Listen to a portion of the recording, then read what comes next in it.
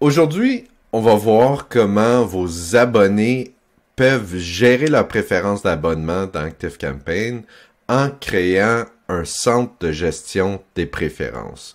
C'est quoi un centre de gestion des préférences? Ben, c'est un endroit où les abonnés peuvent justement modifier leurs préférences d'abonnement pour indiquer leur intérêt et indiquer également peut-être la fréquence à laquelle ils souhaitent recevoir vos communications. Donc, à quoi ça sert un centre de gestion des préférences? Bien, deux choses. Premièrement, ça permet d'envoyer les bons contenus aux bons abonnés. Donc, les abonnés choisissent leurs préférences et ensuite, cela vous permet d'envoyer des contenus qui sont pertinents pour eux. Et donc, par le fait même, ça permet de diminuer les désabonnements.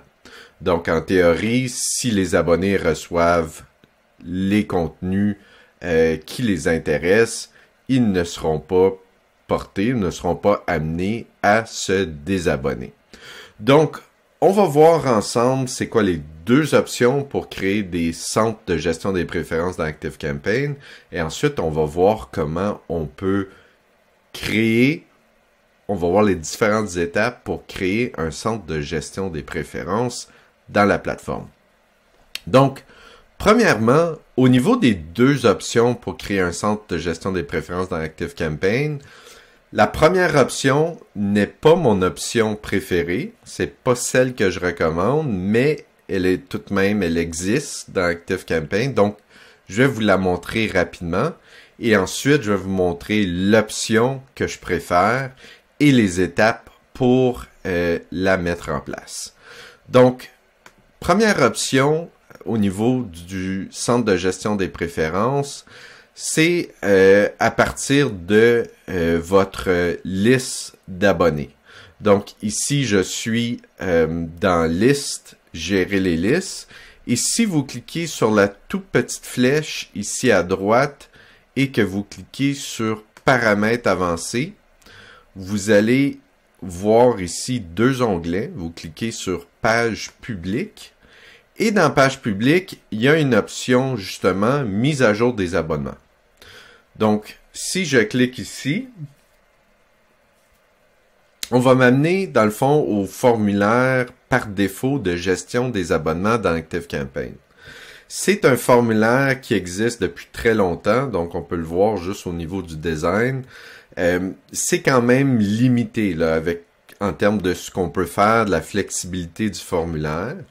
Donc, c'est la raison pour laquelle je recommande de créer un formulaire et d'utiliser ce formulaire comme centre de gestion des préférences. Donc, non seulement on va avoir un meilleur design, une meilleure flexibilité, mais également on se rappelle que lorsque quelqu'un remplit un formulaire, cela peut déclencher une automatisation. Donc, on pourrait se servir d'une automatisation lorsqu'un abonné modifie ses préférences. On pourrait déclencher une automatisation suite à ça. Donc, avant d'aller voir comment on peut créer un formulaire puis ensuite l'ajouter dans nos communications, faut d'abord déterminer quelles préférences les abonnés peuvent modifier ou peuvent gérer. Donc, pour ce faire, faut d'abord créer des champs personnalisés dans ActiveCampaign en fonction des différentes préférences. Donc, si on va ici dans la gestion des champs personnalisés, donc on voit là à partir d'ici, on est dans la gestion des champs. On voit que j'ai ici déjà ajouté une catégorie de champs personnalisés qui s'appelle préférences d'abonnement. Donc, au niveau des préférences d'abonnement, souvent on va permettre aux abonnés de gérer ou de modifier la fréquence des abonnements et aussi les sujets d'intérêt. Donc, j'ai créé ici trois champs. Donc, premier champ, c'est au niveau justement de la fréquence. Donc, on va voir là, les champs lorsque je vais les ajouter là, au formulaire. Donc, c'est un champ de type déroulant où on permet justement aux abonnés de choisir la fréquence à laquelle ils vont recevoir nos communications. Le deuxième champ que j'ai ajouté, c'est un champ de cases à cocher où les abonnés peuvent cocher une ou plusieurs cases en fonction des sujets qui les intéressent. Dernier champ que j'ai ajouté, c'est vraiment un champ optionnel. Si vous envoyez des communications dans plusieurs langues, vous pouvez également ajouter dans votre centre de gestion des préférences la langue de préférence. Donc, j'ai ajouté un champ personnalisé déroulant dans lequel les abonnés peuvent choisir leur langue de préférence.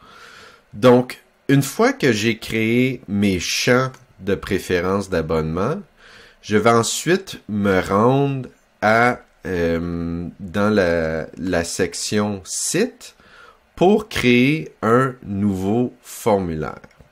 Donc, pour créer un nouveau formulaire, je vais dans la section site, la section formulaire. Vous allez cliquer sur créer un formulaire et on va choisir l'option formulaire en ligne et l'action s'abonner à une liste. Donc, je choisis ici liste principale. Donc, pour accélérer la démonstration, j'ai déjà créé un formulaire de gestion des préférences, donc on peut aller le voir ensemble. Donc, ce qui est très important au niveau du formulaire de gestion des préférences, c'est au minimum d'avoir le champ courriel ou le champ email. Pourquoi? Parce que dans ActiveCampaign, c'est la clé unique qui va permettre d'ajouter les préférences au contact ou à la fiche du contact. Donc ici, on a un champ email pour commencer. Ce champ-là peut déjà être pré-rempli, c'est-à-dire qu'on peut modifier le lien vers le formulaire pour que lorsque les abonnés veulent modifier leurs préférences, le champ ici est déjà renseigné avec l'adresse courriel qui est l'adresse courriel qui a été utilisée pour envoyer la communication.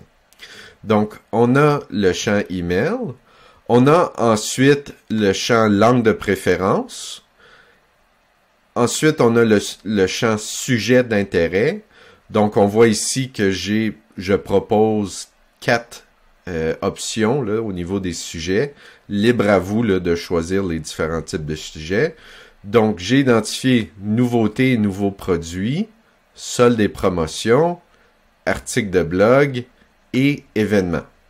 Donc, l'idée derrière ces options, c'est que peut-être que certains abonnés sont uniquement intéressés aux soldes et promotions, alors que d'autres abonnés s'attendent à recevoir du contenu qui les intéresse au niveau des articles de blog. Donc, les articles de blog, j'aurais pu également identifier certaines catégories d'articles, mais dans ce cas-ci, j'ai uniquement là, identifié les articles provenant du blog. Le dernier champ que j'ai créé tout à l'heure est le champ fréquence. Donc, je peux vous montrer ici là, les options. Donc, au niveau de la fréquence, je propose une fréquence hebdomadaire, une fréquence bimensuelle, une fréquence mensuelle et également une option qui est une option un peu plus avancée parce que ça va demander là, certains réglages de votre côté. Mais c'est l'option qui s'offre aux abonnés de prendre une pause. C'est-à-dire de ne pas recevoir vos communications pour une période de temps. Donc ici, j'ai identifié 30 jours. Pourquoi proposer l'option d'une pause? Ben, si vous envoyez plusieurs communications à certaines périodes de l'année, par exemple dans le temps des fêtes, ou si votre fréquence d'envoi de newsletter est élevée, c'est peut-être une bonne idée là, de permettre aux abonnés qui peut-être ne sont pas intéressés là, à recevoir des courriels à certaines pendant certaines périodes de l'année à choisir l'option de faire une pause.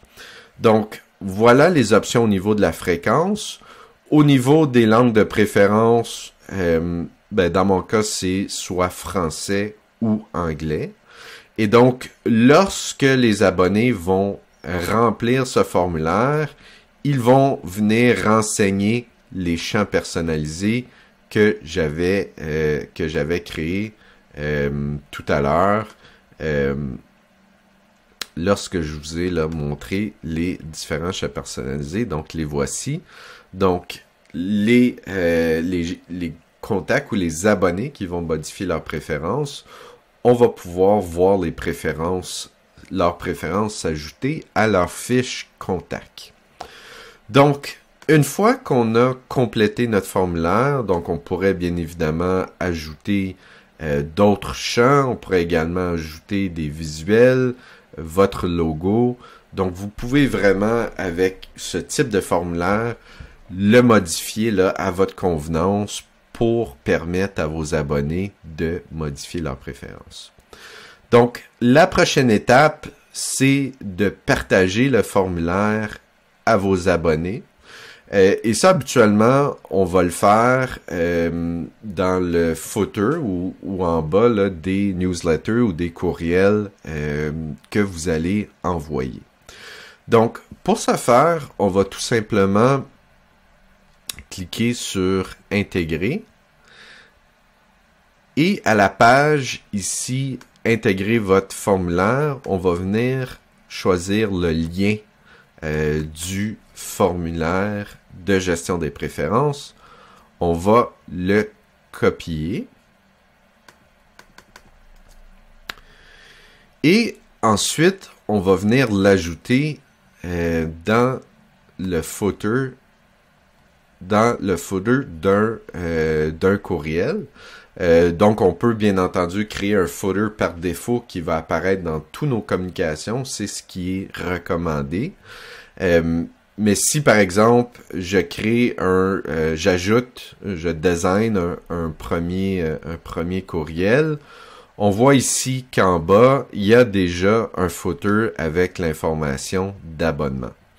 Donc, moi, ce que je peux faire, c'est d'ajouter un bloc texte au-dessus du footer qui existe par défaut. Et ici, je vais ajouter les informations. En cliquant sur « Personnaliser », je peux venir, et ensuite en cliquant sur « Message », je peux venir ajouter l'info de l'expéditeur, donc l'info de votre entreprise ou organisation. Je peux également ajouter le lien de désabonnement. Donc, lien de désabonnement. Je pourrais, là, ici, changer le texte de désabonnement, mais je vais garder le texte tel quel. Et juste au-dessus, donc, avant de donner l'option aux gens de se désabonner, je vais proposer aux gens de modifier leurs préférences.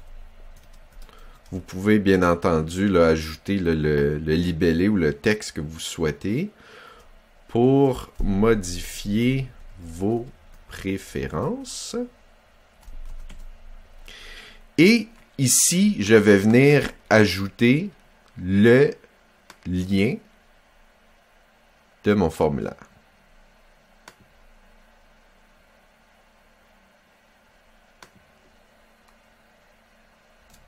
Oups.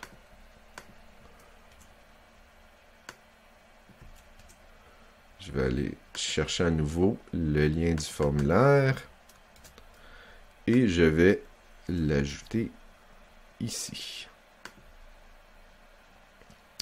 Donc, j'ai ajouté rapidement un nouveau footer que je peux ensuite, si je clique sur la petite roue mécanique ici, que je peux ensuite enregistrer dans ma bibliothèque de contenu pour l'utiliser dans tous mes envois dorénavant. Je vais donc effacer le footer par défaut pour uniquement proposer les options ici. Donc, encore une fois, vous pouvez modifier l'apparence et le texte là, de votre footer. Lorsque les abonnés vont cliquer, ils vont se rendre au formulaire et vont pouvoir modifier leurs préférences. Donc, la seule chose qui me reste à faire, c'est de modifier le lien pour que l'adresse courriel de l'abonné soit pré-remplie dans le formulaire. Donc, ça, c'est très important parce que on veut de minimiser là, la friction avec le formulaire, c'est-à-dire que si un abonné veut modifier ses préférences, on veut pas qu'il ait à ajouter à nouveau son adresse courriel. Et de deux, ben, on s'assure que l'abonné va bien modifier sa fiche contact et non créer un nouveau contact parce qu'il ajoute une adresse courriel qui est légèrement différente ou qui est tout simplement une autre adresse courriel. Donc, si je reviens ici à mon lien pour le formulaire, en cliquant sur le lien pour le modifier, je vais venir ici ajouter au lien vers mon formulaire, je vais venir ajouter l'information suivante. Donc, point d'interrogation, email égal, et ensuite le macro de personnalisation d'email.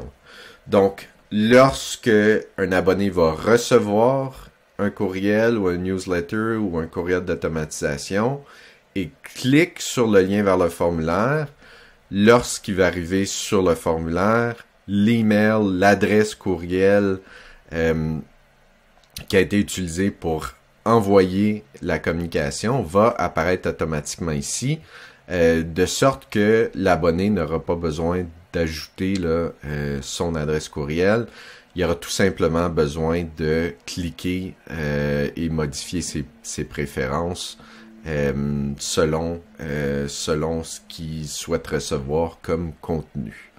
Donc, voilà comment créer un centre de gestion des préférences dans ActiveCampaign. J'espère que ça vous sera utile. Si vous avez des questions, n'hésitez pas à les poser dans les commentaires. Merci pour votre attention. Bonne journée.